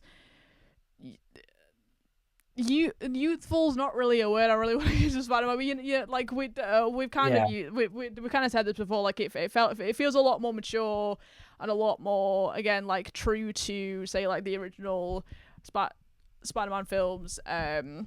and a lot less just like, oh gee, Mr. Stark, which is what he has been before. So that overall was good. Now the biggest thing that we've been talking about going into this, and we've mentioned this quite a lot, is the X-Men of it all. Obviously, Marvel and Disney have now acquired the X-Men rights from Sony, and it was interesting actually that Sony, there was a big emphasis, I noticed, even like right off the jump, when they were showing all the logos for all the production companies that worked with this. Sony was the first one they used, and they lingered on that quite a lot, and we zoomed in on that to then go through to Paramount, which is obviously not Paramount, Columbia, the Sony company, and then it was the Marvel thing. I think that was very much this is a new era, guys. Look, Sony are here. So I just thought that was nice, and obviously having, again, to kick off that new era. Not only obviously in Avengers Doomsday, we've got like the Siri McKellen and Sir Patrick Stewart in there in the wheelchairs. They're still kicking it at fucking almost 90. You know, we're gonna be loving it over there. But obviously in this, to really, as I say, kick off that new era, obviously we had Jean Grey be kind of the biggest. I won't necessarily say she is kind of the villain, but also like she has that backstory of being like why she's just trying to find her sister and blah blah blah. Obviously she's an antagonist, but I wouldn't call her a villain. Exactly. So I like that we had her be in there, because obviously Jean Grey is different to any of the other Spider-Man villains that we've had before, in that she is a mutant. She is a X-Men character, and the powers are very X-Men. They're not anything to do, because obviously like the previous, if you think of the other villains we've had in Spider-Man films, they've all been some kind of, it's always kind of been some science experiment gone wrong kind of thing. It's always been some science-y type stuff, whereas obviously mutants are mutants. Obviously it's still science fiction, but like, you know.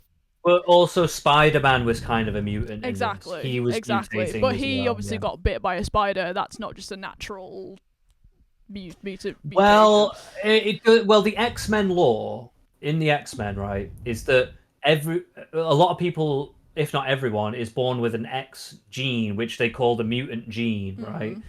And some people's are activated and some people's aren't. Yeah. And certain things can actually trigger them to be activated. Oh, right, okay. So Spider-Man can't just be like X-Men, yeah. Yeah, so they call him an enhanced human in this, which is what they normally call people like Captain America and stuff like that, right? Yeah. And I guess Hulk is as well, because his exposure to gamma radiation kind of. But I think they're playing around with the Spider-Man, as well. Yeah, they're playing around with him a little bit to kind of blur the lines of like what a mutant is, so that he can be the bridge. Because to be fair, Spider-Man does interact with the X-Men quite a bit. Like he is like, I mean, they're in the X-Men. The Xavier Institute is near New York. Yeah, like, it's exactly. like just outside of New York. So they do interact quite a lot in the comic books, and they become Avengers and all kinds of stuff. So it kind of makes sense to make him the kind of avenue for the X-Men to be introduced in that way. And obviously like that point you just made about them interacting quite a lot, again, just adds kind of like why it was nice for them to kick off this new era of kind of X-Men Marvel with Jean Grey. Also, I kind of liked the when she's talking with her sister on the bench and they mention like why they're sort of on their own, like where their mum is, like they kind of got disowned because of them mutating. Jean's kind of like, you know, who would love someone who like who had the powers that we had, kind of thing, and her sister's like, well, I would, because we're fucking cool, actually. So I kind of liked that there was that aspect. I thought it was pretty powerful what she said. I actually agreed with her. Yeah, same. I was like, yeah, you tell him, girl. And it just felt like that whole sort of scene with the backstory and everything was quite well done. In terms of, obviously, like we see her trying to teach Jean how to jump from people, and obviously then she gets taken away, and that's when she gets experimented on, and that's why Jean's going after her, blah blah blah. And the next point I want to mention is something we've kind of already mentioned, in that the effects I feel like were a lot cooler than they have been before. Specifically, like sort of the sort of more cocoon, like thicker web situation that he was doing, like the organic webs and all that. I did. I couldn't help like when he's first learning how to use the organic webs and it just keeps going. I was like, well, that's just puberty in it. You know what I mean? Yeah, there was obvious that was obvious allegories. Giving it energy going on there. But yeah, well, there was obviously massive. That's why I was calling it puberty, because there's a lot of allegories to that and how you're becoming. Like, puberty is the time where you are kind of becoming who you are, kind of a thing, and finding who you are. That's why, like, coming of age literally, stories. Because the webs. That's why I was. Are all usually all about that kind of thing, right? They're usually about that. So, the cum webs were very good. That's what. all the cum webs, and but then just overall, again, like we were mentioning, like the action scenes and everything and all the stunts and stuff, it was interesting because it was probably like with yours as well, but there was a little clip of Tom Holland before the movie started where he was like, we worked really hard on this movie, guys. We were I wondered if we got that as well. We put 110% into this. Like, everybody worked really hard on this to create like loads of action scenes, loads of like plot twists, turns and everything, so we hope you really enjoy it, bloody blah. And I was like, cheers, Tom, cheers, lad. And but I really feel like that little thing, I was like, you know what, he is justified in saying that. They really did put a lot of effort into this to make it different and to make it feel different to the other Spider-Man films that Tom's done, which I really appreciated. Next point I made was that, like, oh god, obviously, I mean, I mentioned before that obviously I've seen Stranger Things, you haven't. Sadie being in Stranger Things, like, more, like, I think that was her first, like, big, at least on-screen acting role. I think she'd done a bit of musical theatre prior to that, but she, like, when she was a kid. But yeah, like, being on Stranger Things, it was interesting that then she was cast as somebody who had mind control powers. Again, her character's called Max in Stranger Things, who isn't one of the experimented kids who has the telekinesis. That's 11. She's just some regular 11. Kid. Yeah. I remember I did watch the first season. Yeah, I just can't well, Matt comes into it in season 2. But anyway, I was like, it was just ironic to have Sadie then be in a role where the character has mind control powers, and it was funny as well because obviously I'll know this, you don't have to watch it, but like, they even like the lab room that they were in, with like the way the windows were and everything, I was like, this literally looks like, for those of you who Stranger Things, you'll know what I mean when I say the rainbow room, but like the what one of the lab rooms, like in the telekinesis lab in Stranger Things, looks very similar to the room that they were using in that. So I was like, this feels so Stranger Things to me, and it's quite fun. And then the next point that I wanted to make is, again, something we kind of mentioned before, but like a deeper dive into Peter's emotional development, and like just everyone's really, now that they're not, like, now they're out of high school, now they're in college, now they're just kind of in their 20s, and I just felt like we were saying, you know, it was nice to just have, and I actually felt like it was good that they kind of skipped past the college years and they just skipped into them being in their 20s and just kind of being, you know, grown up, I guess. I felt like that did a service, because again, I think I mentioned that I thought they were going to still be in college, but I like that we had the kind of the passage of time, not only because it has been like over 3 years, like since the movie first came out, so they would have been graduated by now anyway if this was kind of real life, but also the fact that again that just added like a deeper, more layered. Well, the actors are also getting older, so exactly. It's just like, makes sense. Like Tom Holland is now 30. Like, let's be so for real. Yeah, it just makes sense for them to be getting older and like, you know. Exactly. And if anything, it actually made me kind of appreciate. I'm not as into Homecoming, and in fact, when I first saw Homecoming, I wrote like a 4,000-word essay about how bad it was. Yeah. I will say I don't feel as strongly about that now. I still don't think it's great, but it's not that bad of a. Yeah. And the fucking multiverse one. I liked it a lot No more Way the Home. first time, and watching Yeah, it the second time, I same. was a bit like, it's good, but it's got a There lot are a of lot of weird holes. problems to Yeah, it. well, that's kind Yeah, of why I mentioned that at the all beginning, mentioned. because obviously I didn't have the context of all the Marvel movies prior to watching it the first time, or at least the first couple of times. I think the time we watched it before was maybe my third or fourth time watching it, just because I liked it that much. But then, as I say, like having the context of everything that had happened prior in the canon, I was like, this is actors, there's plot holes here.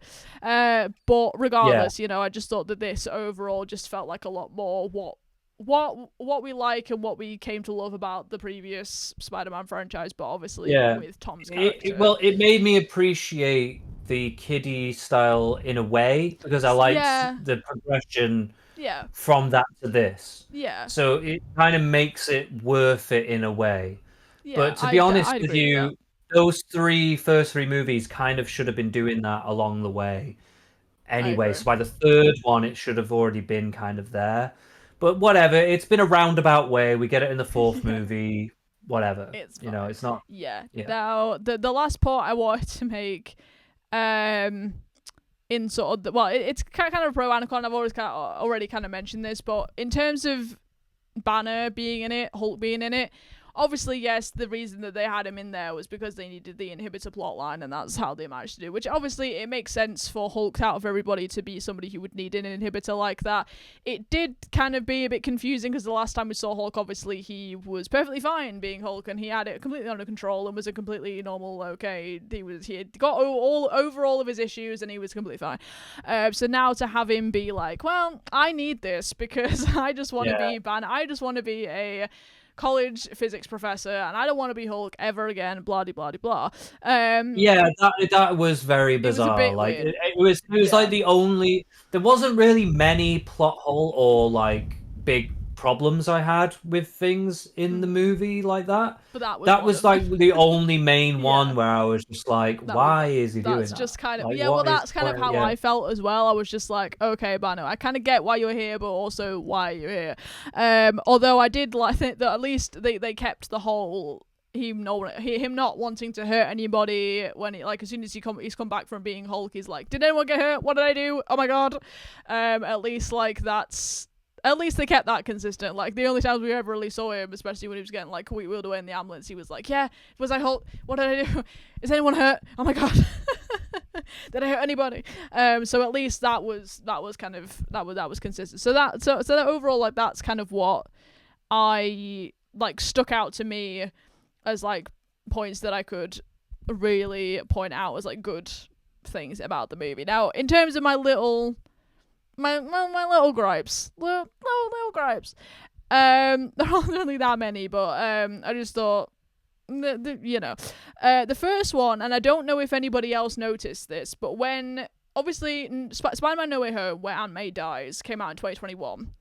When he goes to Aunt May's grave, now, bearing in mind, Aunt May was already buried by the time at the end of No Way Home, because he goes and visits the grave, and Happy's there, and Happy doesn't know who he is, obviously, but the grave's already there, okay? Tell me why the grave said 2024 on the grave. The grave said 2024. I don't know why, but it did.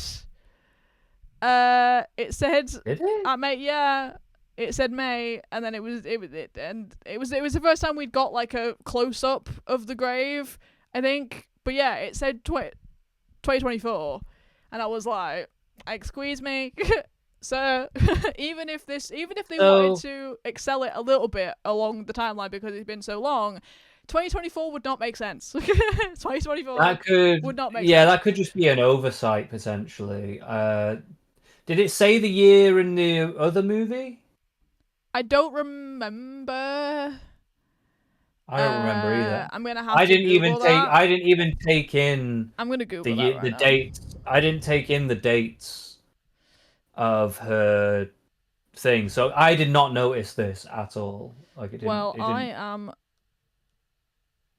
currently Googling this. And I'm trying to find. I don't know if we do see the date. of it. I'm gonna have to look that up in post because it's taking me too long to look it up. But yeah, I definitely noticed there was one. The close up we got of Aunt May's grave, like right at the end of the movie. The last time he goes to see her before the end of the movie, it said 2024, and I was like, excuse me, that is not correct.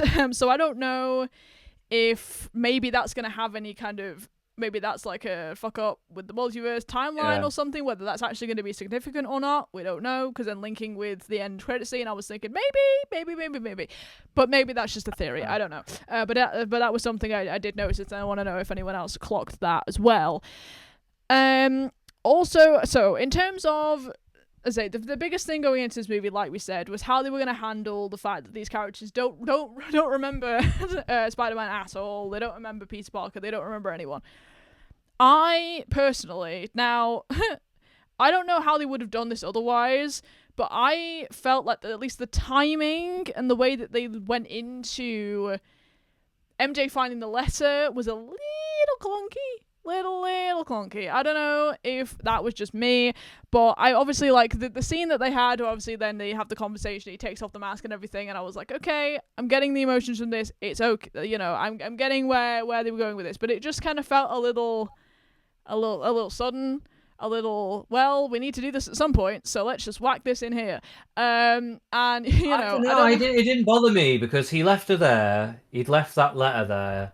For her to have read it when he's away and then come back, to me that felt kind of natural. Like that. I don't know if he would be a necessarily thing meant for her to find that though, because she was like, So? "Did you mean for me to find this?" And I don't know if he necessarily. Maybe this is just me. No, he didn't mean for her to find it. But yeah, no, I don't. She just went through his shit, obviously. Yeah, but it was just interesting. That I just felt like, okay, it wasn't the most offensive thing ever. I was like, okay, I get it. This is how they're doing it. Okay, it's an okay way of doing it. I just felt like there was something about it that I couldn't quite pinpoint that was a little bit off. And a little bit. Fair enough. I don't agree. I thought it was fine, but whatever. Different preferences. And to be fair, I felt a little bit the same about. I mean, I don't know. I kind of feel a little bit differently about it now that we're talking about it, but I felt like the whole Ned handshake thing at the end as well felt a little bit convenient. I mean, it was cute, but I just felt like, yeah, it was cute. Okay, at the time, I wrote down like it felt a little convenient, and obviously the meaning was like of course he's his best friend. It's the muscle memory. He's gonna, of course he's gonna remember, blah blah blah. But the way I felt about it, at least at the moment at the time, I was just like, that's a little shoved in on there on the end. But it was a nice moment to end it on. It was a nice. The only thing that bothered me about it is that if he could do that with him and that created some kind of recollection, how was there no recollection with MJ? Like that's the only thing that made me feel like there was a bit of an inconsistency. But it does beg the question that in the next movie there might be some way that he triggers her to remember him as well. Yeah. So I don't know, but it did seem like he went through a lot more to try and trigger her memory. Yeah. And like, you thought, somebody was as in love with Peter Parker as she was when she lost her memory. Like, she would have at least, there would have been something. Yeah, I don't know. But I don't even, to be honest, there's a part of me that kind of thinks. Because I thought her reading the letter was gonna there was a part of me that kind of felt like they should have done away with the Mary Jane Ned stuff. They should have actually got rid of them. They should have used this movie to have her basically literally like that moment where she's got a boyfriend now and they're just having their life. That should have been the moment where he goes, you know what, I'm going to leave them behind now. And then next time, and then maybe occasionally they crop up for different reasons, like he bumps into them or whatever. But he does actually move on to like other romantic interests, like other parts of his life now, and that kind of gets left behind because he made that decision or whatever, right?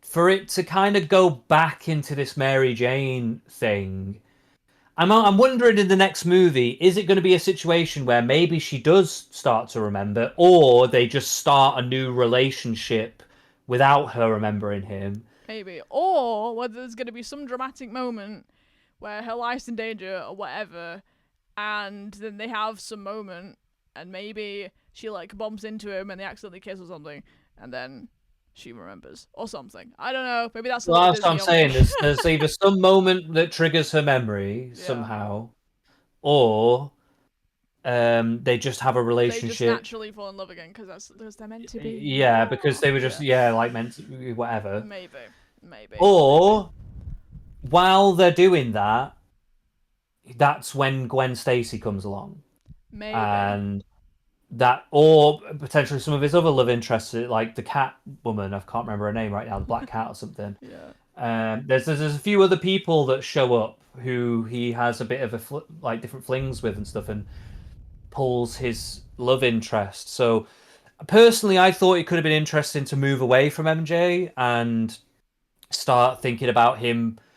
With this change in his life that he's becoming an adult, essentially. He's gone through his little spider puberty and he's becoming an adult, and he's moving on from his kiddie lifestyle where he was with Mary Jane and all that stuff, and now he's becoming an adult. He's like moving on to someone else, and I thought like someone like Black Cat or Gwen Stacy, who are kind of in his world, right? So like they're crime fighters. They're Gwen Stacy is just another spider person, right? Yeah.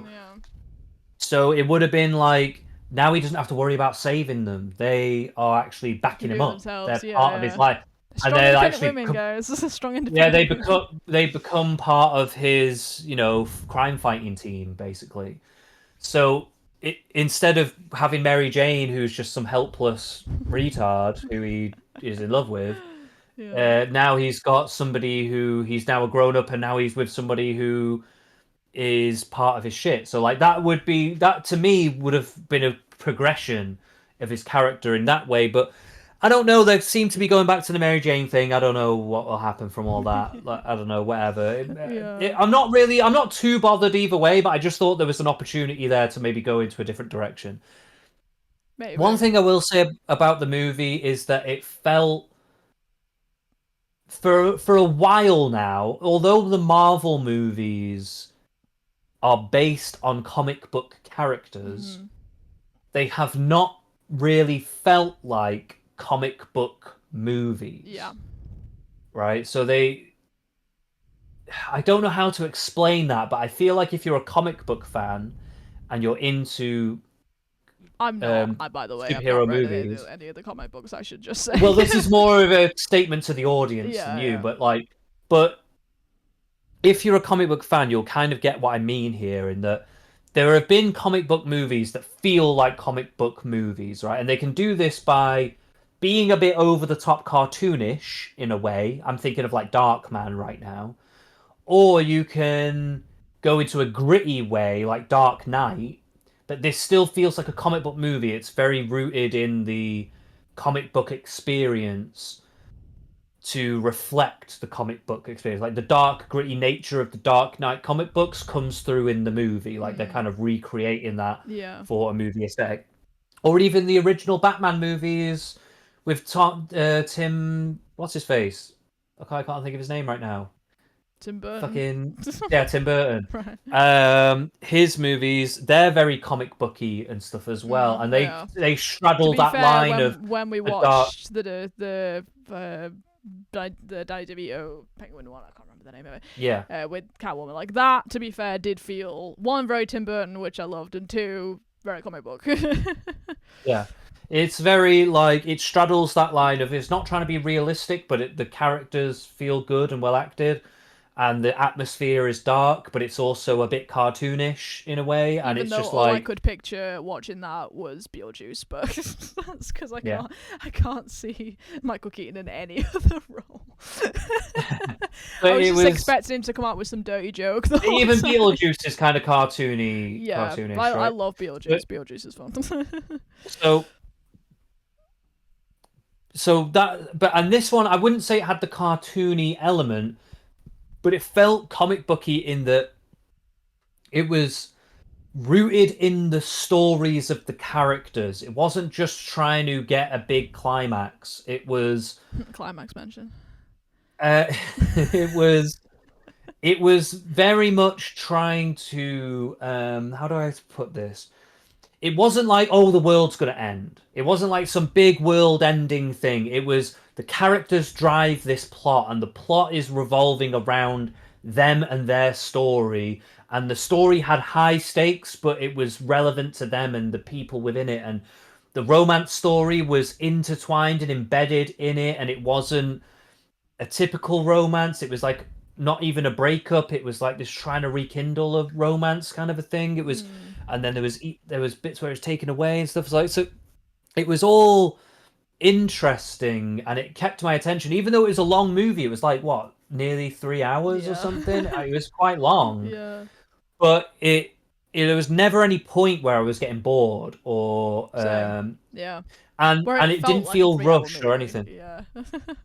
It didn't feel rushed or anything. Like there was a lot of creativity used in visually how it looked and the web swinging and the action scenes. I guess that's where the comic booky element comes in, because usually you would see those kind of dynamic camera angles and choreography of the fights in the comic book, and you'd see all these like crazy angles. Some of it I realized as well, they were taking certain things from the games, the video games, Oh, okay. and the comic books. So there's one bit where he's in the very beginning, he's fighting crime, and there's like a montage of him fighting crime. And there's one scene that's a very famous comic book cover where he's swinging with a criminal under his arm around the corner, Yeah. and that is. I think they were signaling that we are trying to get back to this classic Spider-Man feel. We were doing something new. We were doing all these Disney-fied Marvel shit for a while, Quirk Chungus bullshit, but we're actually trying to get back to how Spider-Man is meant to what it's meant to feel like. And I think they did really well with it, and those signals helped. And like they were doing bits where he'd swing up and jump down into the city. And when you played the very original Spider-Man games on the PlayStation and PlayStation 2 and stuff, you would do things like you'd be swinging through and you'd dive down and you get so far and then you swing up from like when you just at the last moment you swing up. And they recreated that really well in the movie. And so they were bringing in different parts of like, they weren't doing nostalgia bait where it was just, oh, we'll throw in a character, we'll throw in it. They were using specific experiences that we've had with Spider-Man franchises and incorporating them in a creative, artistic way without it being so on the nose and be like, oh, you remember this guy? Do you remember this guy? Do you remember this? Like, it wasn't like that. It was very well done nostalgia feelings without being obvious. And if you didn't know those things, you wouldn't know it. So, and even I was second guessing, like, is that what they're getting that from? I feel like it must be, but you know, you can never really tell. But I feel like they were doing that. I feel like that is definitely a thing. So yeah, I just personally, to me, this felt like a signal that it's not just a new Spider-Man movie. They're taking a turn. Fantastic Four and this Spider-Man movie are a creative, artistic turn away from what they've been doing with all the Marvel movies before. Yeah, and I feel like this will be a good point to kind of end this on. Is just kind of like where Marvel is going, kind of after, because obviously after this, the next movie will be Avengers: Doomsday. I'm very excited for it. They have a lot to answer for. They have a lot, Captain America, namely. So you know they have a lot of questions to answer, and I'm looking forward to how they do that. But yeah, this film I definitely feel like, as we were saying, is definitely it is the start of a new era, not only with the Sony and X-Men aspects, but also, like we were saying, you know, that very comic book classic feel that we were all kind of longing for a lot of the time, especially with Spider-Man, but just overall, I'm looking forward to seeing kind of how this new era continues. But a character we did forget to mention, obviously, is from the new Avengers, Florence Pugh's Black Widow. I think she's meant to be in the hot tub. Yeah, she was in the new Avengers. Yes, yeah. Well, that is what it. And she was pretty good. She was good in the new Avengers, in my opinion. I actually kind of liked the new Avengers. Yeah. I liked it. We didn't watch it when we went through all of our things because I guess we just didn't think it was going to be that important. But if I don't know. We might go back and watch it. Then we should probably watch it. We should go back and watch it. I thought it was pretty good. I don't think it was amazing. It wasn't like one of the best Marvel. I will say this Spider-Man movie. It's probably one of the best Mm, Marvel movies I ever agree. made. Yeah. Um, but it's up there with the Iron Man stuff. It's very, Yeah. very good. Yeah. Like Yeah. it's yeah, easily Yeah. I one of my agree. favorite. Instantly became easily one of my favorites Yeah. of the whole Same. bunch. Yeah. Um, and but I would not say the New Avengers is reaching that place, Yeah. but I would say it's a pretty solid movie. It's Okay. pretty good. It's Good. still on the in the good section. Okay. It's Cool. it's not it's certainly no Thor. You know, Thor. Most of the Thor We don't movies talk are about Thor. pretty shit. We do not like Yeah, they're Thor in pretty this house. bad. So, but yeah, so I don't know. Should we get to ratings We then? should Should we get definitely to do ratings on that. this movie? Yes. So what's Right. your rating? Ratings for me. I am gonna give this. I'm gonna give. Oh, I don't know. I'm in between an 8 and a 9 out of 10. I think. The other reason I think I'm maybe giving it an 8 is maybe because it couldn't. I mean, as much as I maybe think that obviously the pace and everything was very good. It didn't feel like a 3 hour long movie. It was also a 3 hour long movie. I don't know if they necessarily needed it to be 3 hours. But or like almost 3 hours. But overall, I thought it was pretty solid. Like I say, it's the best out of all the Tom Holland Spider-Mans that we've had so far. It's I like that again. It is that new era. There was definitely an emphasis on the X-Men side of things, like quite heavily. Sony mention quite a lot of times, and yeah, I just feel like it's a really really good solid movie. I think I'm gonna bump it up to a 9 out of 10 because there's not that much I didn't like about it. Um, so yeah, it just made me more excited for the new Avengers Yeah. and to see whatever the hell that ending, that post credit scene actually meant. Yeah, I might even give it a 9 as well, actually. I think there's a couple of things holding it back for me. I think it's just because there was sometimes it felt like there was too many moving parts in the movie. It's like too many Yeah, characters, too many things going on at once. I think they did weave it together quite nicely, and they gave yeah, everyone enough time. So it wasn't the worst thing, but I do think potentially it could have been a smoother movie if they'd and maybe they could have given more time to other things if they'd removed certain elements. So, for instance, was did we necessarily need the Punisher to be in it? I don't know. For me, I enjoyed yeah. Punisher's presence, but it wasn't necessary And per obviously, he had se. a pretty significant plot point when he almost killed Spider-Man right at the end. For that part, Yeah, yeah, but you could have had some other thing happen. So it yeah, true. wasn't completely He necessary. felt I like a little don't bit of a know. quirky sidekick at times, even though he was just there with his big Yeah, guns. but I mean, if he's going to be in future Spider-Man movies, Then I'm all yeah, for it. fair I love enough. a bit, Yeah, love yeah. a bit of Punisher. It's fun. Anyway, also I really liked the themes, the allegories of like kind of trying to artificially inhibit yourself to try and fit in or appear normal rather than changing and embracing change, becoming who you need to be through that change and adversity and incorporating. Yes, it can be scary because it can actually be parts of yourself that you don't like your anger or your oversensitive or whatever it is. Like, could be all different things about yourself that can be a bit too exaggerated that you might not always control very well. But if you do learn to control them, you do learn to integrate them into yourself, can give you greater power, greater With great power um, comes great responsibility. exactly. So the I liked that and both characters had that going on. Jean Grey had that going on, and so did Spider-Man. They both had Mm, a journey of that themselves, whether they were inhibiting themselves or being inhibited by others. This and how to kind of integrate that and become one without being lost in mm, that process. So I had a deeper message to it as well. I had a deeper philosophical message to it. It was very creative with the action scenes and stuff like that. Like, this is something that matters to me a lot. Like, I really hate static action scenes that mm. are just not creative. I hate them so much. I'm a big Bruce Lee fan, and when you watch martial arts movies and stuff like that, these are like the gold standard for how action scenes should be conducted.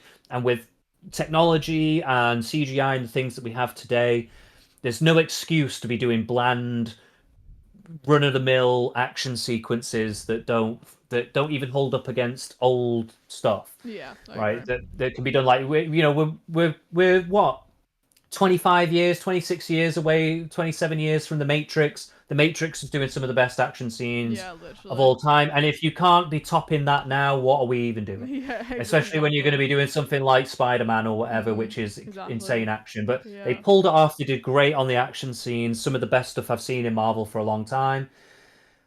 So yeah, just overall, I think I'm gonna give it a 9 too. I think I'm gonna give it a 9 Brilliant. too. There's a lot to Nice. like about this movie, a lot to like. I wasn't sure how much I was gonna like it or not. I thought it was gonna be a kind of run of the mill. I was looking forward to it. I thought it'd be good. I didn't think it was gonna be good as it was. So yeah. Yeah. Brilliant. Okay, so that brings us to the end of our pretty much 2 hour long analysis and review.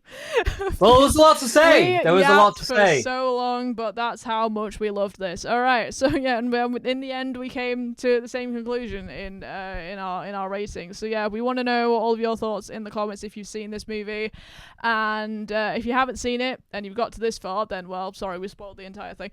But if you want to see it anyway, then go ahead. Especially let us know what you thought about the post-credit scene as well. We really want to know all of your little conspiracy theories Yeah, and give us everything. all your theories. Yes, all the theories, all the time. And if you disagree with us, if you thought the movie was trash, get in the comments and we'll argue with you. We will fight you to the death about it. No, I'm joking. We'll get the Punisher's guns. No, I'm joking. Yeah. And We will. We will. We will. We'll do it in real life. The Punisher's guns. All right. So yeah, we hope you guys enjoyed this video. If you got this far, well done, because we've been laughing for still. Make sure to hit this video a like. Share it with any other Spider-Man friends. Make sure to have all your thoughts and all the fighting and all discussions in the comments. We will be there for all of it. And of course, make sure to leave this video I've already said leave the video a like. Subscribe to the channel and hit the notification bell. Do all those things. Follow us on Instagram subscribe, as well. hype. Yeah, hype the video. Out. Yeah, that would be great. Use that little hype button. You guys know that you love to do Sort that. us out. Comment. Get in there. All the engagement all the time. Let YouTube know that we're cool people. All the engagement all the time. Exactly. You put it perfectly. Exactly. And we will see you in the next one for whatever else we want to yap about. So yeah. See you guys next time. Yeah. Bye bye.